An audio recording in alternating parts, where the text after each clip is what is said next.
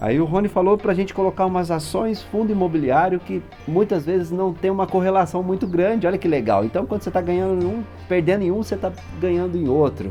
Mas tem gente que coloca Bitcoin na carteira para proteger. Parece que você é um louco que faz isso. Eu sou doido.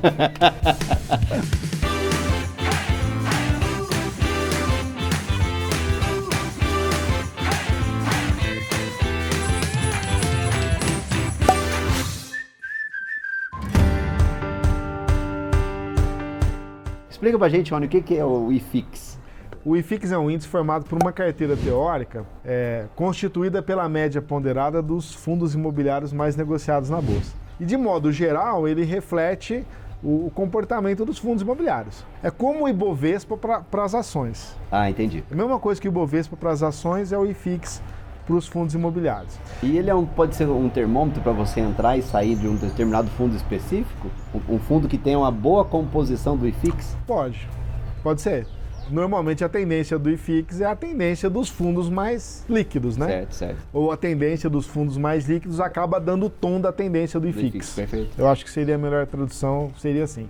E aí você coloca análise técnica nele? Eu uso no gráfico semanal só para ver alvos, sabe? Só para ver alvos. Então o alvo, por exemplo, por análise técnica... Com Fibonacci? O que você faz? Com Fibonacci, Fibonacci. O próximo alvo aí para mim, por análise técnica, está 2.940. São os pontos do IFIX. 2.940 pontos. Quanto hoje? Então, tá 2.700, deve estar uns 2.780. E eu acho que ele pode chegar a 3.150. Mas, assim, análise técnicas, você tem um pouco de vivência, você sabe, eu também. Na teoria. É subjetivo, né? Enquanto eu posso estar vendo um alvo eu posso estar vendo esse alvo, mas outras pessoas podem estar vendo que está muito esticado. Então, é subjetivo. É um alvo para mim. Não é uma recomendação de investimento. Mas o meu alvo IFIX, assim, eu só vou começar a tentar talvez pensar em alguma venda em cota de fundo nesse momento, quando chegar a 2.950. Eu tenho algum tipo de investimento que eu posso fazer que tem benchmark do IFIX, que correlaciona, que busca pegar ele? Tem alguns fundos de fundos. Fundos de fundos que o benchmark, talvez, que o alvo é o IFIX. Acompanhar o IFIX. Carteira mais ou menos é seguir o IFIX. Ô Rony, eu queria saber... Ainda assim, nós falamos de bastante coisa, de critérios para entrar. Eu queria saber duas coisas. Também perguntas de R$1 milhão, mas vamos lá. Como que eu vejo a qualidade do gestor? No fringir dos ovos tem tudo a ver com a gestão do fundo. Pode comprar imóvel ruim, pode fazer mau negócio, comprando um imóvel ruim também, ou deixando o imóvel a Deus dará, não reformando o imóvel, que isso tem um valor enorme, né? Sim. Os imóveis têm que estar novos para ter inquilinos e isso impactar tem na política. Tem que estar competitivo. Exato. Como é que eu posso olhar, eu, investidor, pessoa física, longe dos grandes gestores, como é que eu avalio a competência de um gestor como parâmetro ali para eu comprar o fundo que esse cara gere? Primeiramente, assim, a primeira coisa que eu avalio no gestor é o seguinte: ele publica as informações para que eu possa avaliar o trabalho dele? Porque tem fundo, tem gestor que não publica relatório. Se o cara não publica o relatório, como é que eu vou avaliar o trabalho dele? Então já começa por aí, para mim. Certo, faz todo sentido. Aí entra todo o histórico, entra essa capacidade do gestor, entra no histórico do fundo. Então, por exemplo, o gestor é hábil para fazer renegociação de contrato com os inquilinos? Ele consegue manter o imóvel com baixos níveis de vacância? Porque não adianta nada você ter um imóvel top se o gestor não for hábil para negociar com o inquilino. Certo, renovar contrato. Uma boa condição. Exato. Então, o gestor tem que mostrar o trabalho dele, né? Assim, tem que ser hábil para renegociar contrato, manter a vacância baixa, tem que cuidar das manutenções do imóvel, né? No caso do multi, que muitas vezes vendem imóveis, compram imóveis, essas negociações têm que ser boas, quer dizer, tem que vender imóveis com lucro, comprar imóveis baratos, né? E o histórico do gestor, reputação dele, né? Se você for nesses fóruns de investimento aí, você vai ver o que o pessoal fala de tal gestor, o que o pessoal fala de tal gestor. Esse histórico é importante, essa reputação é importante. E aí você tem que avaliar isso de maneira contínua, por quê? Porque um gestor pode mudar. O gestor é constituído por pessoas, é uma instituição que tem pessoas. Essa equipe de pessoas pode mudar. Ela pode ficar pior ou melhorar. Sim. Né? A questão é que um gestor que é bom, quando ele piora, eu vou dar uma chance para ele. Agora, um gestor que é ruim, se ele tiver um pequeno ponto de melhora, ele ainda está em descrédito comigo. Sim, sim. Então é isso, é uma relação de confiança também, né? Certo. Rola uma relação de confiança Tem que do ser, investidor, né? com o gestor. Você não está investindo direto no imóvel. Você depende do trabalho do gestor. Exato. Você depende. Assim como também numa ação, você depende muito da governança corporativa, né? Quando você vai investir em ações, você está na mão do conselho ali, das decisões deles. Não adianta nada você ter uma empresa altamente lucrativa, você ter uma empresa que tem um bom fluxo de caixa, se é uma empresa que não respeita o minoritário. Exato. O que adianta? Exato. Se a empresa só existe para atender aos interesses do majoritário, por que eu vou ter ações dela? Exato. Fica privada a empresa, né? Então não abre capital na bolsa, né? Exato, exatamente. Ou só abre o capital e fecha o capital e fica lá listada só para mandar debêntures, né? Porque talvez eu, como credor, talvez eu me interesse em comprar uma debênture. Sim. Se é uma empresa que tem bom fluxo de caixa, se os juros que me oferecerem forem adequados, eu posso tem investir. Bom rating, né? Você falou de pesquisar na internet. Tem alguns sites legais assim para você ver histórico do fundo, quais são os ativos que o fundo detém, a rentabilidade, por exemplo, FIs.com.br. Você conhece algum outro? Eu conheço, tem vários sites de FIIs, né?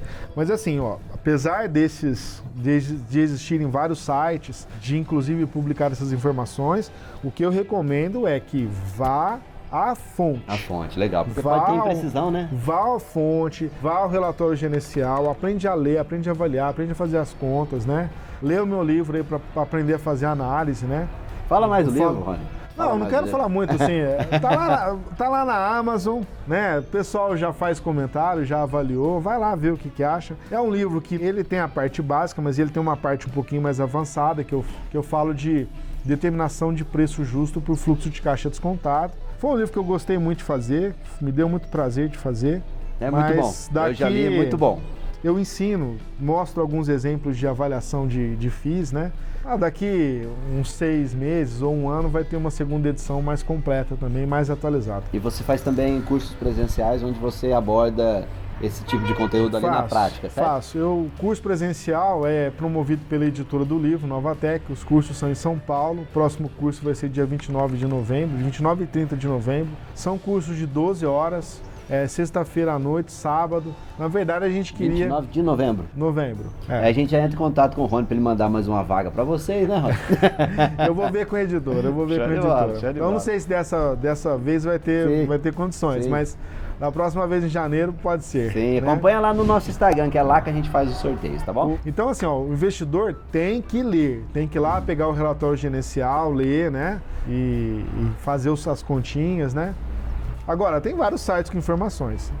O site fis.com.br, você consegue acessar todos os relatórios, tem artigos lá publicados. O site clubefi.com.br, o site Funds Explorer também tem vários parâmetros de FIIs, né? Tem o Palafita também, que vende relatório. Dependendo da... Deixa eu te perguntar, vale a pena ou esses sites gratuitos já oferecem? Eu acho importante para a pessoa que é iniciante, que ela tenha um certo capital, né? Porque muitas vezes a pessoa que vai começar a comprar 1, 2, 3 cotinhas por mês, às vezes não compensa. Mas para a pessoa que tem um certo capital, que pretende colocar um certo capital em FIIs, eu sugiro que faça a assinatura de algum relatório de análise. Eu mesmo assino um. Por quê? Porque eu não estou dando conta. Eu sou professor, sou investidor, né? Gosto de estudar. Mas eu sou professor de química, eu sou professor de bioquímica, então eu tenho minhas atividades, eu não dou conta de acompanhar o mercado. Então eu assino um relatório, porque ele sintetiza para mim as informações. Exato, e ele é a gente brinca assim no canal, né, que é um gatilho ali para você, olha, estou falando bem de um fundo, deixa eu estudar. De repente, às vezes um analista fala de um fundo que eu não tinha estudado, porque não deu tempo, ou porque não me interessei por ele. Sim. O analista fala, peraí, deixa eu dar uma olhada. Eu vou lá, vejo, de repente é uma oportunidade, de repente eu não concordo com ele. Exato, é importante isso, né? O senso crítico, porque o dinheiro é o seu. Exato, né? O dinheiro é o seu. O analista muitas vezes erra, viu? Muitas vezes ele erra. Então a responsabilidade de cuidar bem do nosso dinheiro é nossa, né? Não é do analista. Não. Até porque se você ganhar com o analista, você não vai mandar flores para ele, você não vai fazer nada. Não. Agora, se perder, a culpa é dele? Exato. Falando dos fundos de maior negociação hoje no Brasil, sei que é difícil a gente colocar isso, porque dá a impressão que é recomendação de investimento. E longe disso, é você que tem que decidir o que você faz com o dinheiro. A gente não faz a menor ideia da sua situação econômica, do seu grau de, talvez até endividamento você não deveria estar investindo, mas o grau de risco que você está disposto a correr. Mas a pessoa já tomou a decisão, eu quero investir em fundos imobiliários. Esses fundos com maior negociação, por exemplo, Kinea, né? Tem um imóvel perto da minha cidade, lá em Pouso Alegre, tem o da Unilever lá, que é deles, né? Você acha que são boas escolhas, esses com maior negociação? A pessoa poderia pelo menos começar com esses fundos? Os multi. Só que é o seguinte, ó, nós estamos falando o fundo é bom? É bom. Não estamos falando de preço, tá? Certo? Preço é outra coisa. Preço é outra coisa. Se você vai ser bem sucedido ou não, exato, isso vai depender muitas vezes do preço que você paga e do horizonte do seu investimento e do seu estômago. Mas vamos mudar a discussão, então vai ficar mais interessante. A pessoa está colocando dinheiro, ela está pensando nos rendimentos. Valorização da cota é, sei lá, você fala, quanto mais você aumentar o tempo, mais futurologia vai beirar a nossa discussão, né? Sim. Mas se a gente estiver falando de rentabilidade mesmo, de aluguel, de renda passiva, vai? E às vezes até não tanto para agora. Eu quero chegar no futuro, eu quero que as rendas dos meus fundos imobiliários banquem a minha aposentadoria. Sim. Inclusive é recomendado, né? Sim. Porque cada vez mais previdência, a gente vê que os números não se sustentam. A gente vai ter que pagar duas vezes. Paga para o governo e a gente tem que fazer também a nossa parte, infelizmente. Esquecendo a valorização da cota, estou pensando em fluxo de rendimentos para mim durante o tempo. A análise fica legal para a gente fazer com relação a esses fundos mais negociados, né? Porque, lógico que rentabilidade passada não garante futuro, mas eu tenho um parâmetro para olhar. Olha, olhando a rentabilidade ali, e se eu estiver pensando só nisso, em fluxo de proventos ali, para construir patrimônio, para isso me gerar uma renda e me sustentar no futuro, é um bom parâmetro para olhar de decisão, além da qualidade do imóvel, gestor, que a gente já falou? Mas você tem que olhar para o futuro. Você tem que ver a capacidade do fundo de continuar gerando uma renda para você no futuro. Certo. Então é por isso que você tem que avaliar os ativos que ele tem no portfólio dele. Agora, a perenidade dos ativos. Exato, a perenidade. Eu acho que isso é uma coisa importantíssima. E também, assim, para quem está formando patrimônio, é muito legal, é muito importante ter fundos imobiliários na carteira. Eu estou em fase de formação de patrimônio, eu tenho fundos imobiliários na minha carteira. Constitui mais ou menos hoje, acho que uns 35, 40% da minha carteira de fundo imobiliário. Quando eu tiver com 65, quando eu aposentar, vai ser praticamente 100% em fundos imobiliários, né? Que eu quero renda passiva mensal. Certo. Agora, na fase de formação de patrimônio, é importantíssimo você também colocar o seu dinheiro em ações. Porque no longo prazo, como as ações elas reinvestem lucros e como elas podem aumentar muitas vezes o lucro acima da inflação, elas podem dar para você uma grande valorização de patrimônio e fazer com que você lá no futuro colha dividendos muito grandes. E olha que interessante essa discussão.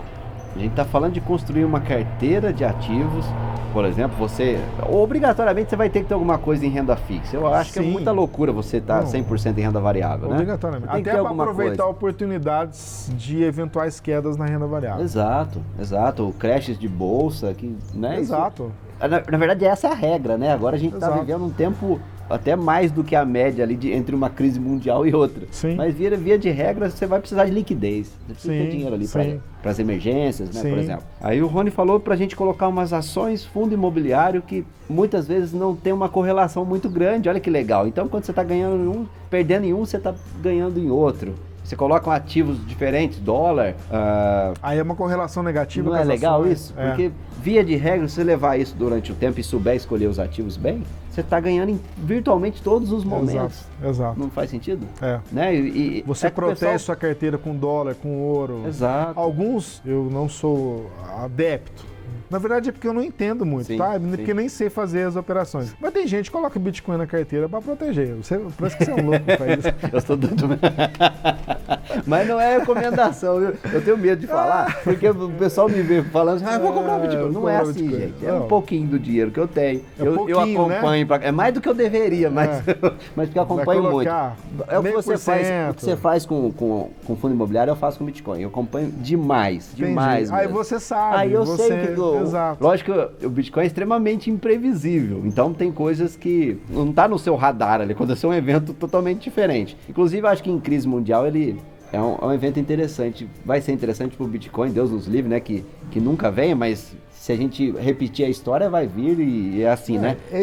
São ciclos, né? Não tem jeito, né? Em algum momento vem. A gente não sabe quando. E aí a questão é, será que o ouro se comprovou em todas as crises como um ativo seguro, livre de risco, né? Ele é ativo de proteção. Exato. Lógico que assim, um cenário de zumbi, de apocalipse, ninguém nem tem dinheiro para comprar o seu ouro, né? Mas não deve ser assim, né? Antes, né? Pois é. Tem que comprar antes. Inclusive, assim, aqueles que são muito noiados, sim, tem que até deixar um pouquinho de ouro físico em casa. Então, porque você está investindo num papel...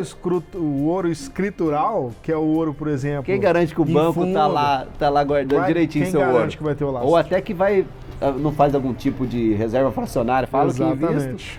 Depois, como ninguém vai pedir o resgate ao mesmo tempo, né? Igual o banco faz com dinheiro na nossa conta. Né? Exatamente. Que interessante. Agora, o Bitcoin, se aconteceu uma crise, qual o motivo da crise? De repente porque tem uma bolha na economia, e quem garante que o Bitcoin não está bolhado também? Então é complicado. É coisas que só o tempo vai ensinar, só a diversificação, né? Salva. Foi 100% em fundo imobiliário, ou 100% em Bitcoin, também, que é pior ainda. E muitas vezes é não diversificar, ou quando diversifica, faz uma exposição errada, colocando um percentual muito grande num ativo de risco muito elevado. Exato. Né? Então, por exemplo, vamos imaginar assim, se eu sou um cara muito agressivo, por exemplo, aí eu posso ter, por exemplo, 80% da minha carteira em renda variável, será que eu aguento, eu tenho estômago? Será que é legal, por exemplo, eu colocar 30% em Bitcoin?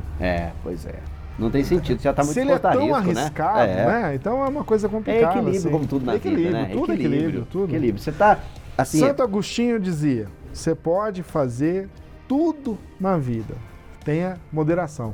Então, a mesma coisa serve para o investidor. Faça tudo na vida, aproveite sua vida. Não viva só para o futuro.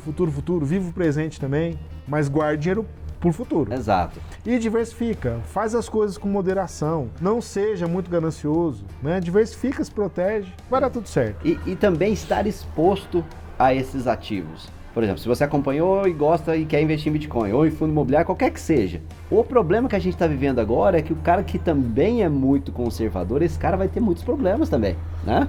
Tá indo para um lado assim que talvez o pior risco vai ser não querer correr risco nenhum, né? Exato.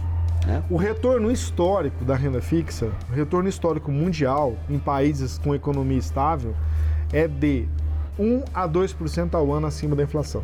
Renda fixa. Renda fixa. Retorno acionário no longo prazo, isso nós estamos falando de retorno histórico de 200 anos. 200 anos de renda. Então, tá? Estados Unidos. Bolsa nossa é um bebê. Exatamente. O retorno histórico é de 1 a 2% da renda fixa, acima da inflação. Retorno de ações é por volta de 6,8% ao ano. E retorno de imóveis é próximo do retorno de ações. Olha só. Com menos risco. Com menos risco. Então, a pessoa que só ficar na renda fixa, se a nossa mudança de juros realmente for estrutural, porque se sustentar, assim, né? Tudo depende da inflação, né? Se o Brasil fizer o dever de casa e a inflação não sair do controle... Mas aí a gente tem que ir na raiz, aonde está o problema da nossa inflação. Então, o nosso problema de inflação chama-se gasto público desgovernado. Sim. E aí nós tivemos uma primeira etapa de mudança, que é a reforma da Previdência. De fato. Agora, e a reforma tributária? Exato. Ontem a gente estava numa... E a simplificação dos impostos? Sim. Né? Então... Porque não adianta baixar só a Selic e você não mostrar, principalmente para um investidor estrangeiro, que ele pode vir para cá construir um negócio dele, que aqui é um ambiente que vai ter segurança jurídica, que as regras não mudam, que as regras são vale firmes. Mais que Selic. Vale mais do que Selic. Não, isso vale muito mais. Né? Na verdade... Eu acompanho todo dia, eu leio o boletim diário da Bovespa, todo dia. Sabia que no último mês de setembro a gente teve saída de capital estrangeiro? Teve, líquida. Foram cerca de 10 bilhões de reais saindo da Bolsa, com a Bolsa em alta histórica. Então quem está sustentando essa alta da Bolsa é o investidor, pessoa física e investidor institucional, fundos de investimento. Pessoa que está saindo da renda fixa colocando em fundo multimercado, fundo de ações, são os fundos comprando.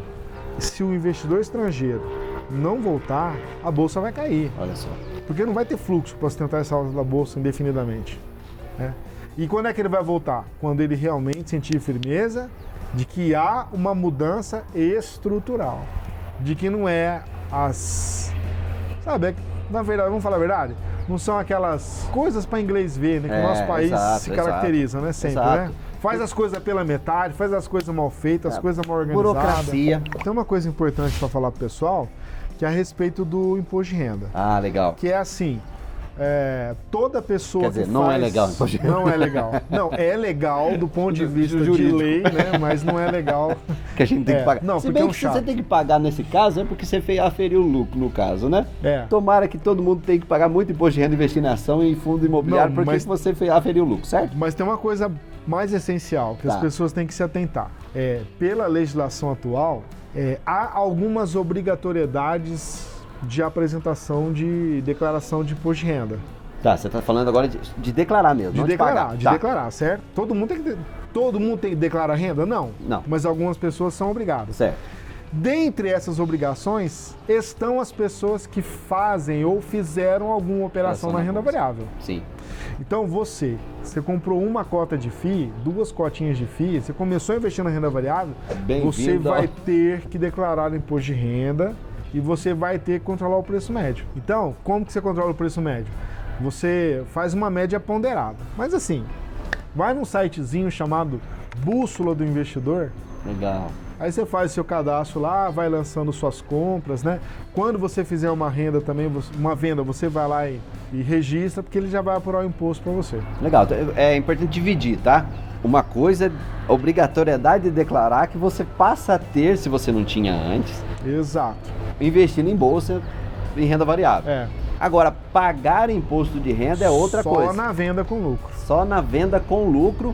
O dividendo já vem para mim, não é dividendo, é rendimento. Dividendo, pode dizer rendimento, dividendo, provento. Né? O rendimento que chega para mim dos fundos, aquele mensal, acho que é legal a gente falar de periodicidade de rendimento também, né? A maioria é mensal. A maioria dos fundos anuncia o rendimento no último dia útil de cada mês. Hoje é dia 31. Hoje você vai pagar o almoço. Hoje é dia do pingado. Não. Ele vai vender os bitcoins e vai pagar o almoço para mim. Eu não vou pagar o almoço porque eu teria que vender e pagar 20% de imposto de renda. Mas o rendimento não. O Bitcoin você não paga, né? Você tem uma isenção? Não, tem isenção também, mas a receita é engraçado, né? Uma moeda virtualmente não aceita pelo Estado, mas eles estão de olho, né? Vende ali, você não tem que pagar. Sacanagem, né? Mas assim, a maioria dos fundos anuncia rendimentos no último dia útil de cada mês e paga no dia 15. Certo, ele já cai líquido na minha conta, tranquilo. Cai. Agora, a cota, se eu a vender com lucro, é o que? 15%? 20% do lucro. 20% e aí não lucro. Tem aquele limite de isenção das ações. Eu não se posso você vender até compensar 20 mil, prejuízo também. Fica um FII. Fica um FII, posso compensar prejuízo. Legal. Prejuízos passados com FIIs, eu posso compensar em lucros futuros. Legal. Para você que fica comprando, a verdade a questão é assim, declarar é só o ano que vem, tá, gente? Você tem que ter o controle aí do que você está comprando. Você já tem que ter o controle, Agora, pagar o imposto de renda na venda só se você vendeu com lucro. E para você fazer isso é no próximo mês subsequente da minha venda, certo? Exato. Você tem que fazer por conta própria, a corretora não faz, ninguém faz por você. Não. Você apura, certo? Gera o DARF e paga lá no próximo mês. Exato. A questão é, se você não fica comprando e vendendo toda hora, você só vai ter que declarar o ano que vem. E declarar só compra é muito fácil. É tranquilo. É muito fácil. Você vai bens e direitos lá e coloca lá suas cotas, acabou, não tem muito enrosco.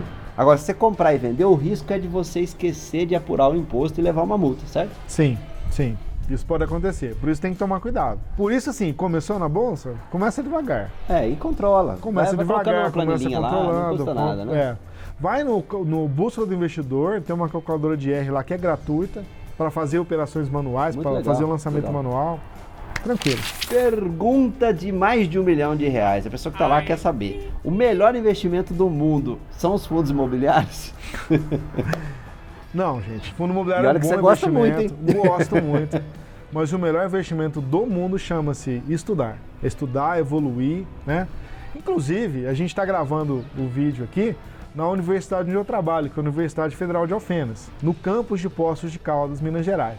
Aqui a gente tem um curso que chama Bacharelado Interdisciplinar em Ciência e Tecnologia. São 3 anos de curso e ao fazer esse curso a pessoa sai com diploma, mas a maioria das pessoas que fazem esse curso ficam aqui e tem a opção de cursar aqui ou engenharia química, ou engenharia ambiental, ou engenharia de minas. Então o curso é gratuito, é o governo federal, né, que nos mantém, é uma instituição para servir o povo. A inscrição é pelo Enem, mas no Enem vocês têm que procurar pelo bacharelado em ciência e tecnologia, não é pelas engenharias, é pelo bacharelado em ciência e tecnologia. Não tem vestibular então, só pelo Enem? É pelo Enem, tá. Lá no SISU, para vir estudar aqui com a gente e viver... E tá nesse lugar maravilhoso. Você trabalhar aqui, né? ou estudar com a vista dessa, lugar maravilhoso. Né? Por isso que o Rony é essa paz, essa tranquilidade, cara, gente boa pra caramba aqui, cara. É muito bom. Inclusive eu tenho um curso aqui, uma disciplina optativa de educação financeira e formação básica de investidores. Conta isso pra gente, cara. 72 horas de curso de aprender a investir em renda fixa, tesouro direto, fundos imobiliários, ações, previdência privada, ouro, dólar. A gente só não fala ainda de opções e mercado futuro, que isso é muito arriscado. E o William vai dar pra gente uma palestrinha de Bitcoin aí, né? O pessoal vai me expulsar. Rony, muito obrigado, tô muito feliz aí, cara. Não, foi muito bom te contar conhecer. Você igualmente, cara. O Rony é um cara gente boa pra caramba. E a da linguagem aqui que a gente fala. E o pessoal gritando. Da linguagem que a gente fala no canal, o cara é extremamente acessível também. Fala das suas redes sociais aí pro pessoal. Eu tenho um canal no YouTube, chama Rony Mendes Educação Financeira. Também estou presente no Instagram, que é @rony.mendes.fi. Vocês podem me seguir por lá. E no Facebook. Eu não sou muito ativo nas redes sociais, eu às vezes não tenho muito tempo. Eu estou sendo mais ativo no Instagram.